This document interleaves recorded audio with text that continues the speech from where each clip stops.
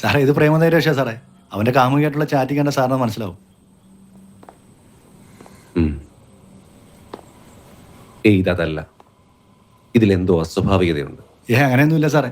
ചെക്കനൊരു ക്രാക്കനായിരുന്നു, YouTube ബ്ലോഗറൊക്കെ ആയിരുന്നല്ലോ. കാരണങ്ങളില്ലാതുള്ള ആത്മഹത്യകളും അതിന്റെ പിന്നിൽ പ്രേതങ്ങളാന്നൊക്കെ പറഞ്ഞ് കുറച്ചാൾ ഏറലായിരുന്നു. ആത്മഹത്യയെക്കുറിച്ചുള്ള സബ്ജക്റ്റ് ആയിരുന്നല്ലോ. അപ്പൊ ഒന്ന് ഡെമോ നോക്കിയായിരിക്കും സാർ. നോക്ക് സാറേ, ഇത് തേപ്പ് തന്നെ ഉറപ്പാ.